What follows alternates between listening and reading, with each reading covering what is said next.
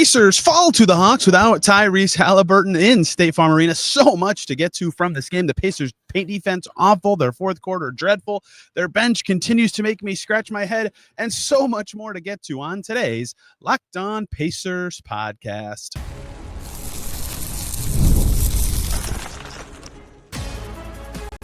You are Locked On Pacers, your daily Indiana Pacers podcast, part of the Locked On Podcast Network. Your team every day. What up, y'all? Happy Friday, and welcome into another edition of the Locked On Pacers podcast, where we, of course, talk about the Indiana Pacers. As always, my name's Tony East. I cover the team for Forbes, and today, doozy of Pacers Hawks round one. Pacers played pretty well until they didn't. Fourth quarter, dreadful. A lot on both ends. 24 scored, 38 allowed in a loss. And there's a lot of things from this game that to me were like death of a thousand cuts kind of stuff for the Pacers. They were not defending the paint very well. Their bench was terrible. They obviously were missing Tyrese Haliburton and Bennedict Mathurin. Their bench just continues to struggle, and it's really confounding me how bad it's getting. I get that guys are out, but another game that they'll want to have back with their second unit, and they've got to figure a lot of that out. I think the starting point for this game, and what I had the most questions about post-game, was the fourth quarter. Apologies for all the noise and people walking around as they're cleaning up in here, but my hotel room, much worse than this. This game was a Pacers lead. At the start of the fourth, they were up, I believe, 8, maybe 9.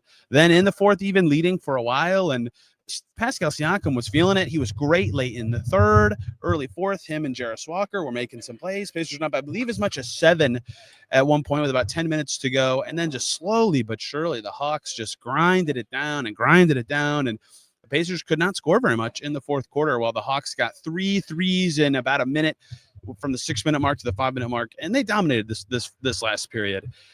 And all the stuff that the Pacers were struggling with in the game really came to a head in that frame. I don't even remember the last time. This might be number one. It might be close to it. 74 points in the paint for the Atlanta Hawks in this game. Just an absurd number. It was comically easy at times for them to score in the paint. Now, a Trae Young team, Onyeka Okongwu, the way they want to finish with Clint Capella, the Hawks are going to score in the paint or around the basket, right? That's what they want to do. They took 33s in this game. They took 94 shots. They took 64 twos. And if you look at their shot chart, a lot of them right at the rim, right? Okongwu took 7 twos. Mogay took 3. Dyson Daniels took 11. He was feeling it, getting to the basket, getting his floater going. Trae Young took only 5 threes in this game, right? A clear focus from the Hawks on attacking the paint. George Niang took 7 twos. We'll talk about him later. They played pathetic defense on him. And in some ways, that's where I feel like the Pacers were the most exposed in this game. You know, it's protecting the rim isn't just the centers thing. They gave up a lot of drives in a way that this felt like the early season Pacers in that way, right? When the Pacers stunk on defense around the season, there was so much discussion, and last year too, about guarding your yard as a Pacers player, keeping guys away from the paint. Don't even make the rim protector be needed. Defend pick and rolls more effectively. In a lot of ways, I get that Trae Young's going to wreck you in the two-man game, right? He does that to everybody. His passing was phenomenal in this game. 16 assists for Trae Young. But the other guys is where I think the Pacers got a little sideways in this game. Dyson Daniels, for example, going 7 for 11 on his 2-point shots. He was turning it up. 17 points for him. He got to his floater, and some of it was he's being guarded by TJ McConnell, who's much shorter than him, and that's no disrespect to TJ. He scraps, he fights on defense, but he didn't have answers for him. You know, but that's not something you expect in a game like this. Onyeka Okongwu struggled in Hawks-Bucks earlier this week, a game the Pacers would like to see the Hawks win, was great today finishing. Pacers couldn't quite stop him, and he cleaned up the glass in this game. But the Niang one was the head-scratcher, right? George Niang, good shooter, 4 for 8 from deep in this game, no doubt. If he goes 4 for 8 from deep, you tip your cap, he's good at it, it's going to happen. Him going 6 for 7 on twos really, to me, is kind of the headline expose of what went wrong for the Pacers defensively in this game. He would catch and sometimes be open by design and sometimes be open not by design for the Pacers, and their closeouts to him, their recoveries trying to slow him down were just not there, not at the level they needed to be. And then the rotation to cut him off at the basket was either weak or flimsy or not where it needed to be. It felt like at times the Pacers were confused defensively to me in this game, whether it was the low man needing to rotate over to cut off a Niang or a Daniels or someone else, or if it was just someone's man recovering to their own man or recovering to someone else while help comes. There was just like momentary freezes just for a second. They were really brief. But against the Hawks team, that's what they want to do. They want to get to the rim. They want to pass away the rim. Quinn Snyder, masterclass, right? He's very creative, and he'll find ways to do it.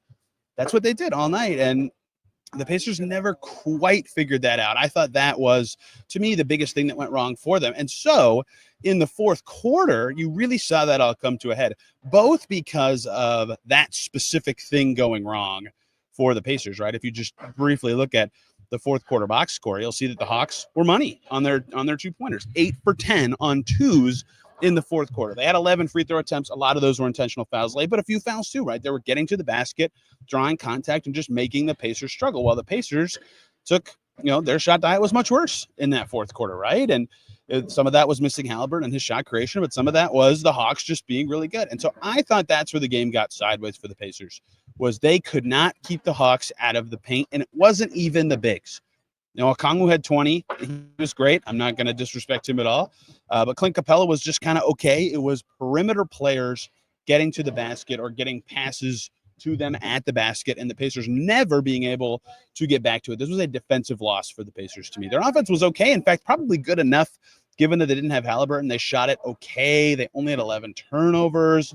They did a lot of stuff that I think they'd be pretty proud of. Got to the foul line 17 times, made 16 of them. Like, enough that they could have won this game and were winning for a lot of it. This is only the second time the Pacers have lost a game in 2025 in which they held the lead in the fourth quarter, but it got away from them. It got screwy, it got sideways, and their defense never quite recovered. And their offense sputtered in the fourth too. And the fourth quarter was really just kind of a mix of everything, I think, in this game that the Pacers saw go wrong. They hit over 30 in every quarter scoring and only 24 in the fourth. If they had 31 was their lowest quarter entering the fourth, if they had 31 in the fourth, they win this game. Their fourth quarter also exposes a flaw they had in this game. They didn't have Tyrese Haliburton. Pacers in the fourth go 8 for 12 on twos, just like the Hawks. They'll take that. 2 for 10 on threes.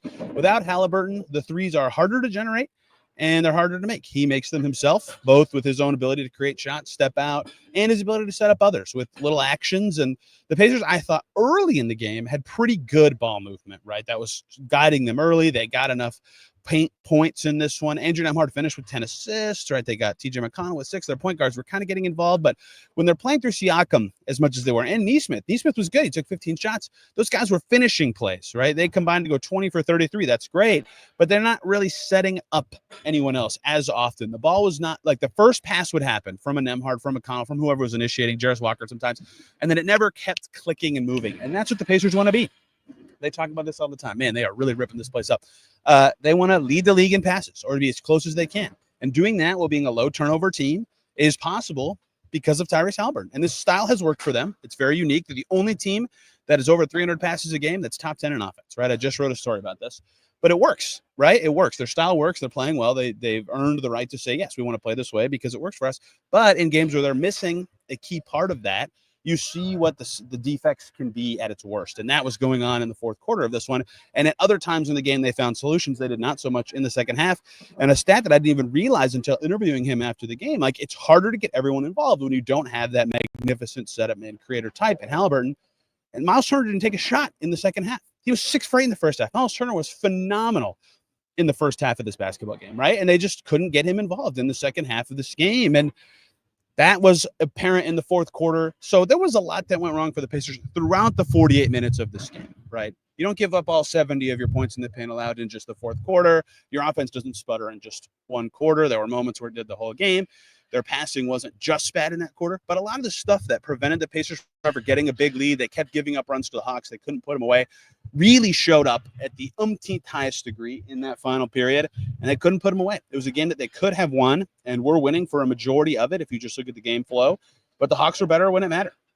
Pacers deserve a lot of for that. That's why those games hurt the worst, right? You could tell by the vibe in the locker room it hurt for the Pacers to lose this one, right? They played okay without their best player, and they couldn't get it done. I mean, Siakam was just phenomenal. You could argue he's been their best player this season, and I think I would. Regardless of all that, they got good play from Jarris Walker, filling in as a starter. We'll talk about that later. Everybody who started played pretty well. Nembhard had some defensive moments that weren't as effective as usual and shot 5 for 13, but had 10 assists and only 2 turnovers. Like, they got good enough play for most of their starting 5. They defended well for enough of the game to be ahead, but a lot of the stuff that kept going wrong, that kept preventing them from being ahead by way more and being done with this one with 8 minutes to go, all reared its ugly head in the fourth quarter, and the Pacers lose to the Hawks, a team that will be tough to beat if Tyrese Haliburton doesn't play on Saturday. The Hawks are good, and they probably think they left a lot of points on the table in this one. They shot relatively poorly from three in this game, didn't get going until that mid-fourth quarter stretch when they couldn't miss. And yet, I still haven't talked about something that's just been bugging me, and I think it's bugging the Pacers. Their bench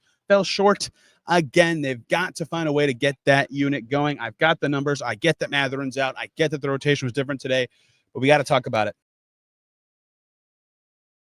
Before we get to that, let's talk about Prizepicks. Basketball season is heating up, and there's no better way to get in on the action than with Prizepicks, the best place for daily fantasy sports. With Prizepicks, you just pick more or less on at least 2-player projections for a shot to win up to 1,000 times your cash. It's easy to use, available in over 30 states, and lets you mix and match projections across different sports. You can build lineups like selecting Luka Doncic for more than 25 points or Jason Tatum for more than 8 rebounds. It's quick, it's easy, it's simple. You can set your lineup in less than 60 seconds. Stay engaged all game long, and when you win, your money hits your account in as little as 15 minutes. No waiting around. Every Tuesday, Prizepicks has discounts. Select player projections are 25% off, giving you even more value in your lineup. Download the app today. Use the code LOCKEDONNBA to get $50 instantly after you play your first $5 lineup. That's code LOCKEDONNBA for $50 instantly on Prizepicks after you play your first $5 lineup. Prizepicks, run your game. Back here on Locked On Pacers, thanks for making us your first listen today and every single day. Hope you guys are enjoying the many people walking around behind me in State Farm Arena. Make your second listen Locked On Hawks. Brad Rowland usually here is not today. I loved our crossover before this game, and I love talking to Brad. I hope you enjoy Locked On Hawks. They played pretty well in this basketball game, and thank you for listening as much as you do. I wouldn't be able to travel to games like this on little road trips unless you guys listened. Let's keep going here on Pacers Hawks. I said it after the Pacers last game. They won against the Rockets, but in my fourth quarter, stuff that didn't go so well, brought the bench again. The bench has been, let's say, concerning of late. Now, caveat, some of you probably already said it before I finished that sentence. Ben Mathurin's out. Big part of it. Good player. Would have helped in a game like this. The Hawks were able to put usually only 2 capable defenders on the floor and cover most of the Pacers' competent ball handlers. One more ball handler would have gone a long way in this game. However, one of Obi Toppin's worst games this calendar year. Wasn't there on offense. He was 1 for 5 from the field. Wasn't there on defense for him in this one, -12. He didn't play well, and the juxtaposition of what he was doing versus what Siakam was doing, because Siakam was just phenomenal, was a chasm wide in this game. Thomas Bryant, early FU rebound in this one, and then didn't rebound very well for the rest of the first half. Scrapped in a few in the second half, but he was 1 for 5 and didn't have the impact he usually has. Ben Shepherd had to chase around Trae Young all night. He went 3 for 8, made 2 of 3s. He was okay in his hometown, I thought, but his minutes didn't go particularly well. McConnell, they needed him to be great. He was 4 for 10, 6 assists, no turnovers. That's fine. A little more separation would have been nice. They needed him to play a lot to get their 2-point guard lineups on the floor. At the end of the first half, that unit looked great. At the end of the fourth quarter, they were relying on McConnell for spacing. He missed a big 3. It just didn't look as comfortable as other units did. That wasn't saying McConnell played bad in this game, to be clear. It was just a limitation the Pacers had in this game. Pacers outscored off the bench. The Pacers, great bench scoring team, did not have Ben Mathurin. Their bench rotation was different without Haliburton. Those caveats are required for this game, right? I'm not specifically saying this was like an alarming bench game, although it was not good, clearly, but it does continue a trend, and that's where this segment is going to get going. Bench scoring in this game. Pacers via 9 points from McConnell as their leading scorer. The Pacers finished with 22 bench points. The Hawks, with a bench group of Caris LeVert, who's good, Clint Capella, George Niang, and Terrence Mann, got 50 points from their second unit. 24 from Niang. Already talked about how dreadful the Pacers defense was on him. LeVert had 8. Terrence Mann, who's great in the first half, had 12, and then 6 from Clint Capella. So the Pacers very rarely get that crushed with their bench. And I wanted to investigate something I said without the numbers to back it up, because now I want the numbers. So this group is like routinely considered a good bench unit, including by me. And Rick Carlisle trusts this group, and he should. But of late, it has not been trustworthy, right? And they mix and match. Siakam is usually out there with those bench groups in some capacity, right? Today, obviously, Turner was out there sometimes with them, or Aaron Nesmith was. They had to mix and match given who was available, and Jarris Walker starting. But let's dig into the numbers, right? Last season, when the Pacers bench was just mashing everybody, right? When the Pacers had at least 3 of their usual starters off. So at least 3 of Turner, Siakam, Haliburton, Nesmith, or Nembhard off. That means at most 2 of them were on, but more than them could have, or fewer of them, could have been on. The Pacers were basically even net rating. 120.87 offensive rating, 120.91 defensive. That's basically even in those moments, right? They survived, and if not late in the season, as everybody remembers when McConnell was just thrashing and looked like one of the best isolation scorers in the league, oftentimes thriving, right? Those groups were very good. A calling card for the Pacers. Even earlier this season when McConnell was great, those groups look good. And it's really tapered off this year. They have not been as good for a million reasons. The same parameters, right? Greater than 2 of Turner, Siakam, Haliburton, Nesmith, Nembhard off the floor. So 3 or more of those guys not on the floor. That is a bench lineup to me. That means 3 bench players and 2 starters at most, maybe more. The Pacers are minus 162 in 1,345 minutes. Last year, for reference, they were plus 31 in 2,238 minutes. Or excuse me, minus 31, but basically an even net rating. Right? They're getting smoked this year. It's just been dreadful. And some of that is McConnell doesn't look as good. Obi Toppin's not shooting quite as well. He has been less effective. Jalen Smith is better than Thomas Bryant. Thomas Bryant's played well for the Pacers. He did not play good today, but Jalen Smith's a little better than him, right? And, you know, they've had guys go in and out. The lights are going off, man. They are really trying to make this a goofy podcast. You know, Mathurin's been in and out with that group. You know, they didn't have Nesmith. Walker has, by his own admission, been up and down this season. All this stuff that, you know, you've all seen it. I get why they're worse this year. I'm not saying that they should be as good as last year, but the drop-off has been very significant, extremely significant. And of late, it's felt even worse. Some of that is Mathurin being out, and some of it's not. Since Mathurin went to the bench and the starting lineup returned to what it was last year, that group is minus 20 in 140 minutes. That's awful, right? Like, that's minus a point every 7 minutes. And that group's playing, or those kinds of groups are playing well over 7 minutes a game, right? They're getting smoked. To do it just since February 11th, right? That's the day of the Knicks game, the day Aaron Nesmith returned to the starting 5, right? The Pacers, with 3 or more bench players on the floor, have an offensive rating of 108.5. That stinks. That's rough. That's just not going to cut it, right? And that's a small sample. They've only shot 33.5% from deep. Their 2-point percentage is fine, but that stinks, right? They have to be better scoring. And their defensive rating's been 118, which is quite high. You know, I felt like it's their defense that's been worse. Today, it was both. They couldn't quite score and they couldn't guard. Their defense was what was alarming to me against like the Bulls and Rockets, per se, 2 games that they won. And so this isn't me saying right now they need to change their second unit, right? I think every player on their bench has at pockets of time this season been good. TJ McConnell through the end of November into December. Obi Toppin in December was awesome. Thomas Bryant's been mostly good, you know, in the role that he's been asked to play. Ben Mathurin has been up and down this year, but has had a lot more ups. He's improved from last season. Ben Shepherd's better than he was last year and is a reliable shooter. Like, they have good players with that off their bench. And last year, the same group, primarily with, again, a different center, was good, right? Reliable. They turned to all bench lineups sometimes and had success. I'm not sitting here saying pounding the table, change things. And today they didn't have Mathurin. And today, without Haliburton, Jarace Walker started, so the groups look different than normal. This is not a today thing, but this is a trend to monitor. How can the Pacers fix their bench? And today, Carlisle, one of his stated reasons for starting Jarace Walker instead of Ben Shepherd, a move that I actually thought made sense today. You know, you see the Hawks out there with Reese Shea, with Daniels, you know, with the size that they have out there on the floor and good defenders. The Pacers needed another ball handler as opposed to shooter, I thought, with the starting 5. And I thought that group was largely pretty good. I could look up their stats while I'm talking, right?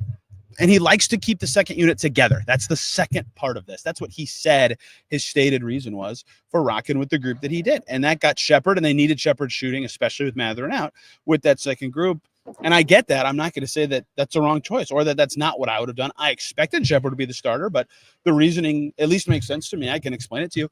But it didn't work today, and it hasn't worked as nearly as good as last year for much of this season at all. And of late, it's been really rough. And so this is something I think the Pacers, whether it's just that group is better, whether it's a specific one player is better, I don't know. But their bench needs to be better, especially when their starting 5 can't be the same group without Tyrese Haliburton. But that's not why they lost today. The starters today, Turner, Siakam, Nembhard, Nesmith, Walker, played 11 minutes and 17 seconds plus 9. They were good. Right? You put in McConnell for Jarace Walker. That group closed not great, but for much of the game, they were good. They were also plus 9. The top 2 Pacers lineups were plus 18, and they lost. Minus 9. Ben Shepherd, Jarace Walker, Obi Toppin, Andrew Nembhard, Myles Turner. Bad group with some bench players. Minus 6. Ben Shepherd, Aaron Nesmith, Andrew Nembhard, Pascal Siakam, Thomas Bryant. Minus 9 in a minute 19. McConnell, Walker, Nesmith, Siakam, Turner. Actually, that was a group that popped up in the fourth quarter that did not do so hot. -7, McConnell, Neesmith, Top, and Nemhard Turner. Like, I can go down the line and show you the mix and match groups. You get it. This game did not feature the best mixing and matching. The bench has not been good of late. And compounded with all the factors that I explained in the first segment, it was a loss for the Pacers. And they needed to find solutions in this game, and they had some. They had some good players that we're about to talk about. But that was it's something they've got to figure out. They need some more second unit impact. The numbers still say that group's been good. I don't quite buy it. The defense isn't where it needs to be. The scoring's down a little bit, and injuries are a factor. But I think they need to get more from that. Some good stuff in this game, some stuff that I think the Pacers will be happy to carry in to Saturday when they play again in this building. We'll talk about Siakam going crazy and much more to close out today's Locked On Pacers. Before we do that, though, we need to talk about FanDuel. When the game tips off, the NBA action is just getting started. There's no better place to get in on it than with FanDuel. They are America's #1 sportsbook. With FanDuel, you can place live bets throughout the game. So even if you missed the opening tip-off or want to bet on a fourth quarter comeback, you can stay in the action. If you're looking for a bigger payout, you can even combine your live bets into a same-game parlay. Many people love using FanDuel's live betting feature. Keeps every moment of the game exciting. If they're backing their team for a late-game rally or picking a player to hit a clutch three, they never feel like they're missing their chance. Plus, the FanDuel app is super easy to use, and when you win, you get paid instantly. Right now, new FanDuel customers can get $150 in bonus bets if your first $5 bet wins. Just visit FanDuel.com to join today. That's FanDuel.com for your shot at $150 in bonus bets. Make every moment more with FanDuel, the official sports betting partner of the NBA. Back here on Locked On Pacers, thanks for making us your first listen today and every single day. Hopefully they don't kick me out in this third segment. Make your second listen Locked On Warriors. Steph was crazy. They have a live scoreboard feed in here for other NBA games. And I saw the Nets were up 27-5 at one point on the Warriors. And then Steph went crazy and the Warriors won again. They look great with Jimmy Butler. Charlie Walter, a lot more. On Locked On Warriors, Pacerland. Good stuff today, right? Oh, Siakam was just gross. 35 for Siakam, 12 for 18, hit 3 threes, 8 of 9 from the foul line, 9 rebounds, +8. When he was out there, the Pacers were great. And this is my favorite Siakam high-scoring games. I'm not saying it's better or worse than his other performances. I don't want to talk about best or worst. What I want to talk about is when he just has this steady diet of like FU turnaround jumpers that no one can guard. And the Hawks have size and wings. Risha Shea's big. Muhammad Gay is big. Dyson Daniels is lengthy. Niang is slower, but he's got some size. Like, they have guys to put on him. He didn't care, right? He was all about getting his feet in the paint. He told us about that after the game, and part of what he was frustrated with for the Pacers was their inability to do so. But he specifically was fantastic at getting his shots, at the early seals and the post that he's so good at creating. And they needed him to do that without Haliburton, and he was totally up for it. I thought he was phenomenal. Pacers won his minutes by 8 in a 6-point loss, and he played 33.5 minutes, and that means in the 14.5 minutes he didn't play, the Pacers lost by, I can't do math, 14. Yuck. Right, they were dreadful without him, and I talked about the bench already, but he played with the bench a decent amount in this game. A big question from fans, deservedly so. I asked Rick Carlisle about it after the game. Why didn't Siakam come in earlier in the fourth quarter? A big moment that I thought could have been a swing in the Pacers' favor had, an ensuing stretch gone differently. I think the score's 100-98 when this happened. I can't quite remember. I'm going to try to find it. The Hawks took a timeout in the fourth quarter. I can't find it for some reason, apparently. Oh, yes, with 6:23 to go, and the Pacers were, in fact, ahead 100-98. And at the time, Siakam and Trae Young were out of the game. And I wondered who'd come in at the time. Either of them. Neither of them came in.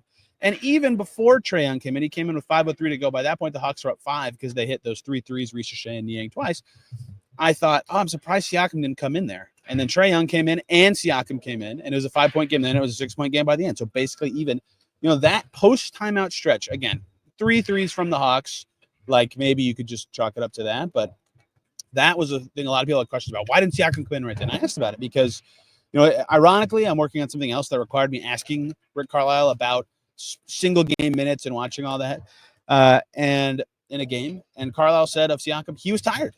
Energy is such a big part of the game now. All this stuff you can second guess until next Christmas. If there's stuff we need to adjust in the rotation, we'll do it, right? So if Siakam's tired, he's not going to be as good. If that's the state, if that reason is accurate, that makes sense to me. Siakam has played more than this in a game, but it took a lot for him to do what he did today, and he defended pretty well.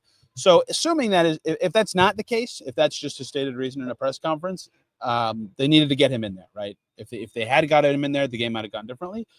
If that is the case, that's tough for the Pacers. He carried them in the moments he was out there, and he had to exert a lot of energy to do so. But that is why he didn't come in at the time for a very pivotal stretch. Jarris Walker started. I thought he played pretty well.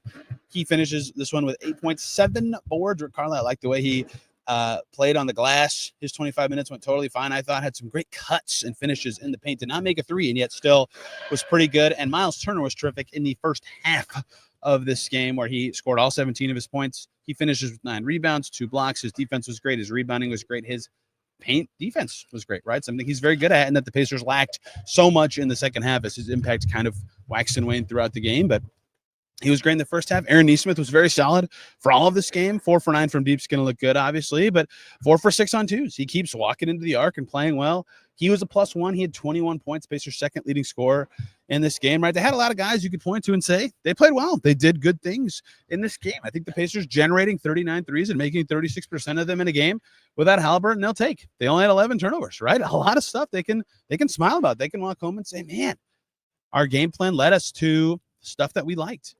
And they still couldn't get it done because of all the stuff that I said earlier, and also stuff not to like, right? Their paint pressure wasn't where it needed to be. 46 points in the paint for the Pacers. Siakam talked about that post-game, getting 2 feet in the paint. It felt like in the fourth quarter times when the Pacers offense was stagnating, that's something they were missing, right? They just couldn't quite get all the way in there. McConnell, Nembhard, Walker, the ball handlers not named Siakam, I think needed to be more effective in that way, whether that's getting screen actions involved to get them going, whether that's just individual moments of brilliance and creation to set up someone else, whatever. Like, they couldn't get switches out of it. They couldn't generate great shots. And I thought the lack of paint pressure in the fourth quarter was particularly noteworthy. Some very timely rebounding for the Hawks in this game as well. The ending result of the rebounding battle was 43-42. The turnovers were close. Like, I don't think the possession battle was a huge story, but it certainly felt like it was. Hawks take more shots and more free throws in this game, which in a 6-point game really mattered. I feel like I glossed right over the good stuff. The Pacers did do a lot of good stuff. They almost won a game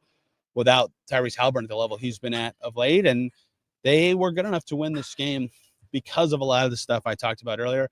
Saturday, we'll see if they stick with the Walker and the starting 5 group. I think they will, given what I said about the ball handling. I actually think they should get to the Nembhard-McConnell duo earlier than they did in this game. They didn't do it until very late in the second quarter of this one. I thought that was a good group. It was great last year. It's been a little less effective this year. Lots of stuff that can change. Lots of stuff that probably won't go quite as good as it did in this one, but a little bit better 3-point shooting luck in the middle of the fourth, better defense on the end, keep the Hawks away from the paint. Might be a different story on Saturday. You know what I say? I talked about Brad Rowland. It's very hard to split. It's very hard, not to split these 2-game sets.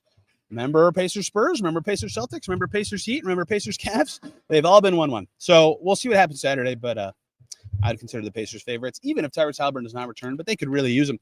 We'll see where this hip injury is for him and where Mathurin is come Saturday. Hopefully, they can podcast in the arena again at that time. We'll see how it all shakes out. Thank you guys for listening or watching this one. No podcast tomorrow, but back Saturday after Pacers Hawks round 2. You can find me on Twitter and Blue Sky at Tony Arise's podcast is there at Locked On Pacers. Thank you guys for listening. We'll see you very soon.